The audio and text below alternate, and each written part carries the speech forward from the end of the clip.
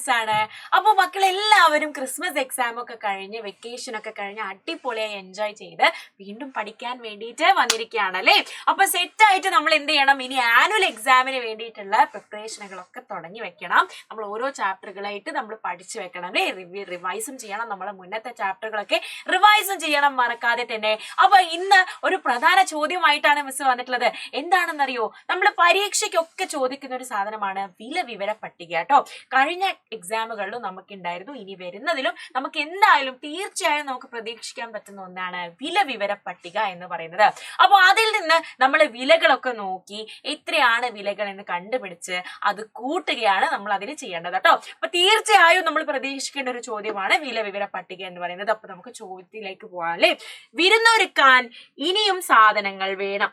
ജോബിയും അച്ഛനും കടയിലെത്തി. ജോബി അച്ഛനും കൂടെ എന്താ ചെയ്തേ, വിരുന്നിന് വേണ്ടിയിട്ടുള്ള സാധനങ്ങളൊക്കെ വാങ്ങാൻ വേണ്ടി എത്തിയതാണ്. അപ്പൊ ഇതാ ഇവിടെ വില വിവര പട്ടിക തന്നിട്ടുണ്ട്. എന്തൊക്കെ സാധനങ്ങളാണ് അതിലുള്ളത്? അരിയുണ്ട്, പയർ, മുളക്, ഉള്ളി, ഉപ്പ്, സേമിയ, പഞ്ചസാര, പരിപ്പ്. ഇതൊക്കെ ഇവരുടെ വിലയൊക്കെ തന്നിട്ടുണ്ട്. എത്രയാണ്? കിലോഗ്രാമിന് അല്ലേ. ഒരൊറ്റ കിലോഗ്രാമിനുള്ള വിലകളാണ് ഇവിടെ തന്നിട്ടുള്ളത്.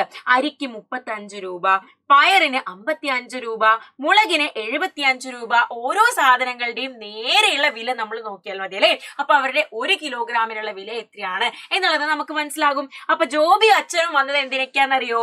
2 കിലോ അരി, 1 കിലോ പഞ്ചസാര, 1 കിലോ ഉള്ളി. ഇതൊക്കെ വാങ്ങാൻ വേണ്ടിയിട്ടാണ് ഇവര് വന്നിട്ടുള്ളത് കേട്ടോ. ഇവരുടെ വിരുന്നൊരുക്കാൻ വേണ്ടിയിട്ടാണ് ഈ സാധനങ്ങളൊക്കെ ഇവർ വാങ്ങുന്നത്. അപ്പൊ ആദ്യം തന്നെ നമുക്ക് അരി 2 കിലോഗ്രാം വേണം അല്ലേ. അരി 1 കിലോഗ്രാമിന് 35 രൂപയാണ്. 35 രൂപയാണ് 1 കിലോഗ്രാം അരിക്ക് അല്ലേ. 1 കിലോഗ്രാം അരിക്ക് 1 കിലോഗ്രാം അരിക്ക് എത്രയാണ്? 35 രൂപയാണ്. 35 റുപ്പീസ് ആണ്. അങ്ങനെയെങ്കിൽ 2 കിലോഗ്രാം അരിക്ക് എത്രയായിരിക്കും? 2 കിലോഗ്രാം അരിക്ക് 35 പ്ലസ് 35 ചെയ്താൽ മതി അല്ലേ. 35 2 തവണ നമ്മൾ കൂട്ടിയാൽ മതി. 5 പ്ലസ് 5 എന്ന് പറയുന്നത് മക്കളെ 10 ആണ്. 3 പ്ലസ് 3 6, 6 പ്ലസ് 1 7. അപ്പൊ 70 രൂപ അല്ലെ. 70 റുപ്പീസ് ആണ് 2 കിലോ അരിക്ക്. ഇനി അടുത്ത് നിങ്ങൾ നോക്കിക്കേ, പഞ്ചസാര അല്ലെ. പഞ്ചസാരയുടെ നേരെ നോക്കുമ്പോൾ നിങ്ങൾക്ക് മനസ്സിലാകും 31 രൂപയാണ് 1 കിലോഗ്രാം പഞ്ചസാരക്ക്. അപ്പൊ 1 കിലോഗ്രാം പഞ്ചസാര, നമുക്ക് 1 കിലോഗ്രാം തന്നെയാണ് പഞ്ചസാര വേണ്ടത്. പഞ്ചസാര എത്രയാണ്? 31 രൂപ. 31 റുപ്പീസ് ആണ്. പിന്നെയോ ഇനി അടുത്ത് നമുക്ക് വേണ്ടത് 1 കിലോ ഉള്ളിയാണ്. 1 കിലോ ഉള്ളിക്ക് എത്രയാണ് ഇവിടെ തന്നിട്ടുള്ളത്? 1 കിലോ ഉള്ളിക്ക് ഉള്ളിയുടെ നേരെ നോക്കുക, എത്ര രൂപയാണെന്ന് നോക്കിയാൽ മതി അല്ലേ. 34 രൂപ. ഉള്ളിക്ക് 34 റുപ്പീസ് ആണ്. 34 രൂപയാണ്. ഇനി എന്താ നമ്മൾ ചെയ്യേണ്ടത്? ഇത് മൂന്നും കൂട്ടുക അല്ലെ. 2 കിലോ അരി, 1 കിലോ പഞ്ചസാര, 1 കിലോ ഉള്ളി. ഇത് എല്ലാം കൂടെ കൂട്ടിക്കഴിഞ്ഞാൽ എത്ര രൂപയാണ് വരിക എന്ന് നമ്മൾ കണ്ടുപിടിച്ചാൽ മതി. അപ്പൊ എത്രയ്ക്കാണ്? 70ഉം 31ഉം 34ഉം കൂടെ കൂട്ടിയാൽ മതി അല്ലേ. 70 പ്ലസ് 31 പ്ലസ് 34. ഇത് മൂന്നും കൂട്ടാം. 1 പ്ലസ് 4 1 പ്ലസ് 4 5 ആണ്.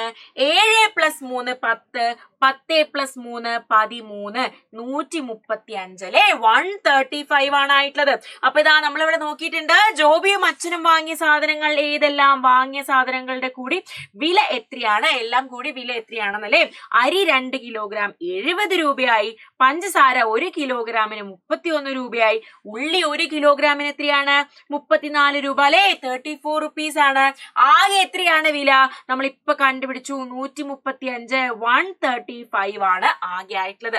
ഇനി നിങ്ങൾ നോക്കിക്കേ, നമ്മുടെ ജോബിയുടെ അച്ഛൻ കടക്കാരന് കൊടുത്ത നോട്ടുകളാണ് ചിത്രത്തിൽ.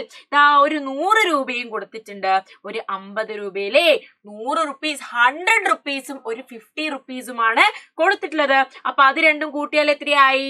100ഉം 50യും കൂടെ കൂട്ടിയാലേ. 100ഉം 50യും കൂട്ടിയാൽ 150.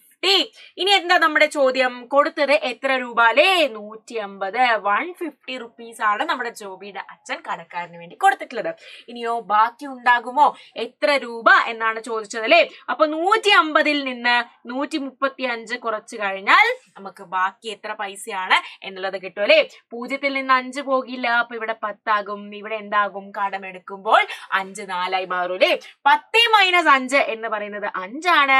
4 മൈനസ് 3 1 ആണ്. 15 രൂപ അല്ലേ. ബാക്കി ഉണ്ടാകുമോ? യെസ് ഉണ്ട്. എത്രയാണ്? 15 രൂപയാണ് ബാക്കി കിട്ടുക. അപ്പൊ ഈ ഒരു ചോദ്യം വളരെ പ്രധാനമാണ്. വില വിവര പട്ടിക ഉപയോഗിച്ചുള്ള ചോദ്യങ്ങൾ പ്രധാനമായ ചോദ്യമാണ്.